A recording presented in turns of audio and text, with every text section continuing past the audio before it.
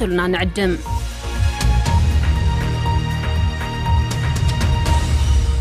كون سجنتا بي بي سي أفان أوروموتي نولين ترا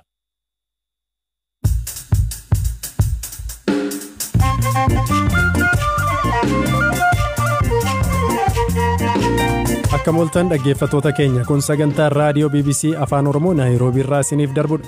Sagantaa irraa keessatti daawwannaa pirezidaantii Isaayyaas Afeworqi Itoophiyaatti taasisan irratti yaada xiinxalaa siyaasaa qabanneerra. Abbaan Gadaa Tuulamaa gobanaa hoolaa sirna galateeffannaa kabaja ayyaanota milkiin xumurame dhiyaate irratti maaliif muunfatan kan jedhus gaafanneerra. Ibsa obbo Daawud Ibsaa miidiyaaleef kennaa turan har'aa addaan citu. Poolisiin mana hidhannoo guutuu seenee gaazexeessitootaas fudhatee deemee addaan kutee uummata hanga xiqqaa tokko dhaggeeffachuu dhufe jaarsolii. Benishaangul Gumuzitti haleellaa raawwatameen namootni 12 ajjeefamuu fi kaanis qabanneerra kan isiniif dhiyeessu Anzalaalam Taaddisaati qopheessituun Firaafoolii Dhugaasaa turtii gaarii.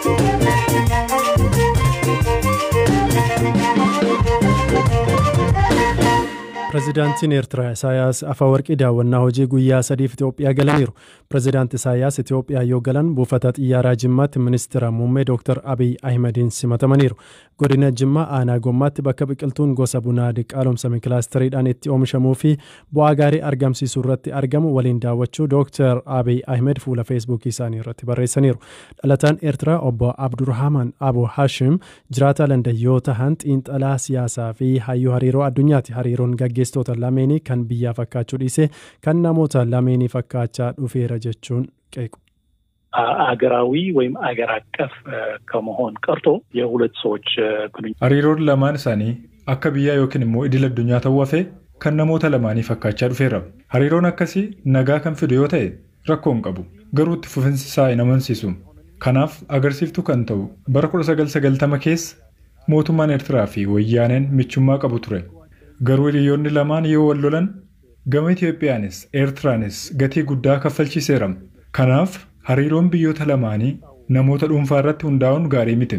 Daawwannaa har'aas wanta adda godhu hin jiru. ጉብኝት ብዙ ልዩ የሚያደርገው ነገር የለም። Hariiroon hooggantoota biyyoota lameenii gama dinagdeenis ta'e hawaasummaan lammiilee Eertiraaf jijjiirama fideeru qabaa laata? Obbo Abdurrahman Abu Hashim በኤርትራ በኩል የተፈራረሙት ሰላም gama Eertiraan waliigalteen nageenyaa walii mallatteessan jijjiirama poozitiivii jedhamu addatti fideen qabu. Sirnichi abbaa irree ta'uun itti fufee jira. Namichi waggoota 30 darbanitti kan hiisu hiissee kan biyyaa baasee yookiin kan ajjeefamu ajjeessee bakki isaayyuu dagatameera. ወይ እስር ቤት ናቸው ወይ ስደት ናቸው ወይ ደግሞ ሞተው ተቀብረዋል። Abiy Ahmed waldhabdee biyyoota lameenii waggoota 20 oliif ture hiikuun badhaasa Noobilii nagaa bara 2019 injifachuun isaanii ni yaadatama.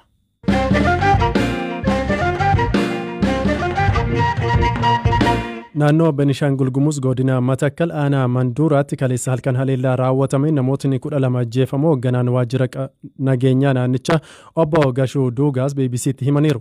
Kaleessa halkan naannoo sa'a 7tti daa'imman dabalatee lammiilee nagaa irratti haleellaa raawwatameef sababa kan ta'e waldhabdee namoota lama gidduutti uumame ta'uu obbo Gashuun ibsaniiru. Kan lubbuun isaanii darbe namoota 12dha. Kun kan raawwatame ammoo namoota nagaa irratti. Namni haaduun miidhame ammoo wallaansa argachaa jira. Waldhabdee namoota lama gidduutti uumameen eegale. Ollaa ta'anii kan waliin jiraatanidha.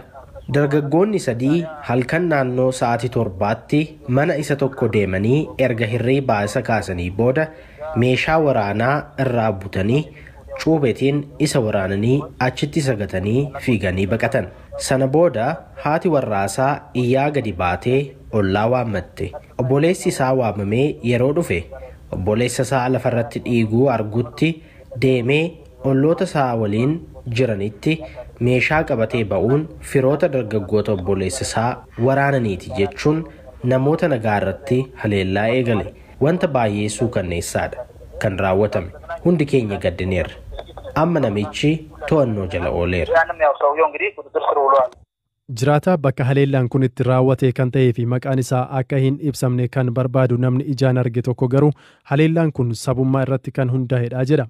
በቦታው የተፈጸመው ከሌሊቱ ቢያንስ 5 ሰዓትና 6 ሰዓት ነው መጥተው bakka sanatti kan uumame naannoo halkan sa'aatii 5 yookiin 6dha. Kaleessa gabaa deemnee naannicha turre. Baajaajiinis ta'ee konkolaataan geejjibaa kamuun jiru. Otoo iji keenya arguu baqannee bosona keessa bulle. Amma mana tokko keessa dhokannee jirra. Bulchiinsi naannichaas ta'e qondaaltonni minda argachaa kan jiran yeroo nagaan jiru dhufanii ilaalanii deebi'u malee yeroo jeequmsaa hin jirani. Kanaaf nuti wanta goonuu hin qabnu. Gadi baana yoo jenne waan nuuf hin eeyyamamneef amma gurguramneetuma jirra. Fakkeenyaaf ani reef argaa naannoo kana nagaadhaan jiraadhaa jedhee akkamitti yaadama. Amma guyyaa tokkotti namni 12 yommuu du'u maatii tokko keessaa namni 6 7 yommuu du'u maal jedhamu? Rasaasa haaduu fi xiyyee fayyadamu. Daa'imman haaduun ajjeesaa ga'eessota muraasaan ajjeesaa jiru. Naannichatti ji'a qaammeerraa eegalee haleellawwan yeroo adda addaa raawwatamaniin lubbuun namoota hedduu darbee qabeenyis barbadaa'eera. Hoogganaan waajjira koominikeeshinii naannichaa obbo Mallasaa Bayyanaan gama isaaniin haleellaan kan ammaa isa kanaan duraa waliin kan wal qabate miti jechuun amma haalli naannichaa tasgabbaa'uu BBC'tti himaniiru.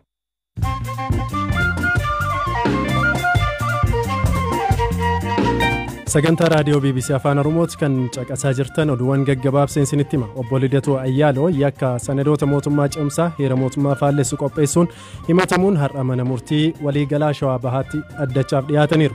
Obbo Lidatuun bakka abukaatonni koo argamanitti naaf haa dubbifamu jechuu isaaniin manni murtii jimaata dhufutti beellama qabeera.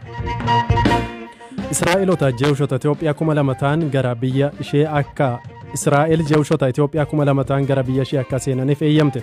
Namootni kunneen waggoota dheeraaf gara biyyaatti galuuf kaampii godaantotaa keessatti eegaa turaniiru. Miidhaan dinagdee akkasumas baasiin fayyaa COVID-19 Afrikaa irratti dhaqqabsiisee baraaruuf Afrikaan doolaara tiriliyoona 1.2 ishee barbaachisa jedhe IMF. Baankiin addunyaa lammiileen Afrikaa miiliyoona 43 ta'an sababa weerara kooroonaa vaayirasiin hiyyummaa guddaaf saaxilamuu danda'u jedheera.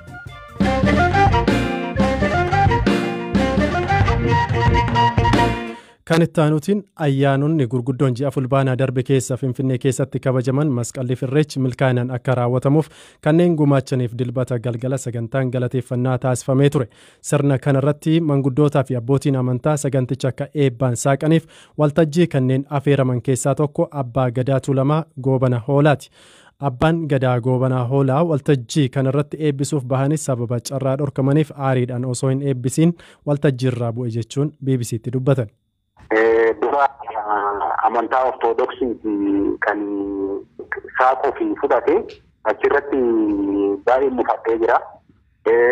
Ilmaayyuu darbee warratee sadarkaa lammaffaa irratti illee maayikii na dhowwatanii warratanii tolii kennanii ani eebbasan kutee kan biraa eebbifnes maaliifini abbaa biyyaatiin jennu oduma abbaa ardaa kanaa ardii kanaatu oduma jennu.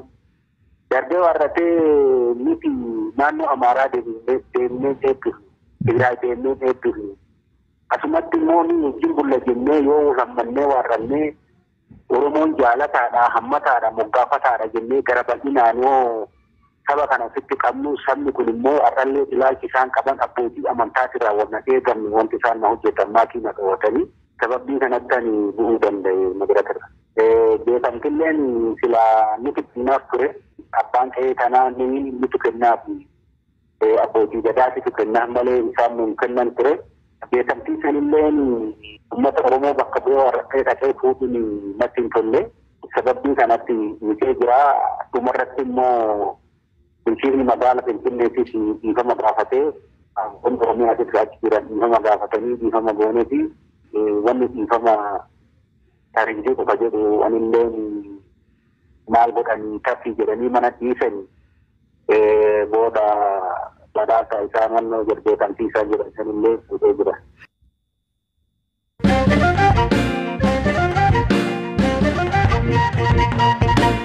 Kan xumuraarra geenye jira. Obbo Daawud Ibsaa har'a mana jireenyaa isaaniitti dhimma mootummaa cimsa naannoo Oromiyaa hundeessuu jedhu irratti ibsa osoo kennanii poolisii federaalaan dhaabsifamuu isaanii BBC'tti himan.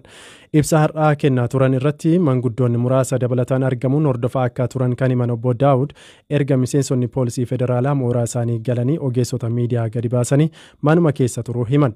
Hoggansi paartichaa yeroo dhiyoon as wal qoqqooduun ibsa adda addaa baasaa turuun isaa ni yaadatama. Kanarraa ka'uun gaaffiif deebii waliin taasifne irratti gahee hojii amma irra jiran irraa eegaluun ture kan hin gaafadhe kunooti. Wantoota adda baasuu qabu keessaa akka paartii keessanitti hayyuu duree abaa'uu ta'uu taatanii akka hojjetaa turtan hin beekaa. Yeroo dhiyoon as garuu yaadota garaa garaatu dhaga'amaa ture waan ta'eef hayyuu durummaa irraatii ka'aniirus kan jedhamu ibsi kennamaa ture. Gahee hojii keessanii isinirraa dhaga'ee itti fufa jechuudha. Duree dhoommaa wanni namni 3-4 waan seeraadha waan ufiifuu qoree naamusaaf to'annoo ibsan kenniinaaf ta'edhanii didanii ibsa kennanii. Tole har'a sagantaan isin qabdan ture namoota waliin marii akka taasisaa turtaniin dhagahee dhimmi kun maalirratti kan xiyyeeffate ture sagantaa akkamii ture kan gaggeessaa turtan? Namoota mariisisuudhaaf miti ibsa dhiyoo kennine itti fufinsaan ibsi kennamuu qaba. Uummataa fi caalaatti bal'inaan ibsa kennuu qabna. Waan kanatti nu geessee fi waan hedduu seera keessattii fi waan ce'umsaa keessatti waan xumuramuu qabu obsaan sana xumurachuu tattaafanne irraa haa ta'uuti. Mootummaan dirqama ce'umsaa fudhatee ce'umsa sana gaggeessuu dadhabee booda immoo siyaasaadhaaf jecha kooviditti dhimma ba'ee filannoo dabarsee sun immoo yeroo akka mootummaattuu qabu xumuree heeraan akka mootummaatti hin jiru fulbaana 30 tura. Isa kanaaf mootummaa ce'umsaa waan ni jenne ibsa tokko hin gadda kennine har'a ibsa lammaffaa caalaatti ibsa bal'aa kennuu ota jirru gaazexeessitootaaf poolisiin mana hidhannoo guutuun seenee gaazexeessitootaas fudhatee deemee addaan kutee uummata hanga xiqqaa tokko dhaggeeffachuu dhufe jaarsolii isaan kalallee shororkeessee maqaa galmeeffateera. Maal gochuuf akka deemu nuun galu waan godhatiin jiranii akkasumatti wal dura dhaabbatamee jira jechuudha. Isiniin wanti gaafatame har'a ni jira ibsa kana maaliif kennitu kan jedhu wal qabatee wanti isinitti himame maaltu ture humni kun yeroo ol gale? Gaazexeessitoota as keessaa baasaa akka jedhu jechuudha walumaa gala. Namni as keessa jirus akka bahu jedhanii tursanii maqaan galmeeffanneedhanii ka galmeeffatan kana maal akka godhan hin beeknu. Mana fuuldura immoo fuul armid makiinaa 4-5 arma dhaabbatee jira. Maal barbaadanii isaantu beeku. Poolisoota warra kamidha? Poolisii federaalaati. Hayyee isin isaa waliin dubbii taasistan yookaan isin waliin addatti wanti haasa'an hin jiru? Annaatu gaafatee tokkoffaa mirga maaliin mana koo keessaa qawwee guutuudhaan seentanii waraqaa mana murtii qabda. Hin qabu ajajameeni namichi ajaje sin waraqaa sii kenneera naa kennita. Naan kennine waraqaa maqaa sanaa kennita hin beeku ajajimannaa kenname walirraa. Kanaa jedhee warra kana baastu malee warra gaazexeessaa ta'anii warra dargaggoo ta'anii isaan kaan immoo galmeessituu hunda achi yaasii kanuma kana fa'aa wal qunnamuu isaanii nu godhe jechuudha. Hayyee namni hidhame jira namoota hirmaachuu dhufan keessaa? As keessaa gaazexeessitoota baasaniiru. Gaazexeessitoota jedhanii immoo miseensotuma keenya ofumaa gaazexeessitoota miti asuma dhufanii malee miseensa adda bilisummaa Oromooti. Saaba warra hojjetanidha. Baatan maleedhaanii baasaniiru eessa geessanii ergasii baasan. Tole isin amma mana jireenyaa keessan keessaa bahuu yookaan socho'uu ni dandeessu moo haala akkamii irratti argamtu? Maalli agasichi adda baafannaa ibsaa kutaniiru akkuma waliigala kominikeeshinii fi wanni kutuu fakkaataa ilaalla gaafasichi adda baafannaa bahuu fi galuu nama nu dhorkuu fi dhiisuu namoonni warri jaarsoliin dhufanii asuma keessa jiru ilaalla. Dhimma kanarratti koomishinii poolisii federaalaaf bilbilee hin arganne. Dubbii himaan koomishinii poolisii federaalaa Itoophiyaa obbo Jeelaan Abdii ammoo qaamaan odeeffannicha waajjira keenyaa fudhachuu dandeessu jedhaniiru. Kanaaf deebii koomishinii poolisii federaalaa akka arganneen kan isin biraatiin geenyu ta'a. Osoon xumuriin dura oduu tokkoon isinitti hima Taanzaaniyaatti abidda saafaa tulluu guddicha Afrikaa Kilimaanjaroo irratti qabate dhaamsuuf miseensonni abbaa taayitaa paarkiiwwan biyyaalessaa Taanzaaniyaa fi jiraattotni naannichaa carraaqaa jiru. Carraaqqiin isaanii garuu bubbee hamaa fi qilleensa gogaa amma naannicha jiruun danqamaa abiddichis bal'achaa jira. Sagantaa keenya har'aa asuma irratti goolamneeti kan jirru. Kabajamtoota dhaggeeffattoota keenya qopheessituun sagantichaaf Raafoolii Dhugaasaa turte kan isiniif dhiyeesse immoo Anzalaalam Taaddisaan ture. Odeeffannoon dabalata marsariitii keenya ka BBC Afaan Oromoo irratti argachuu ni dandeessu. Boru walitti deebina halkan gaarii.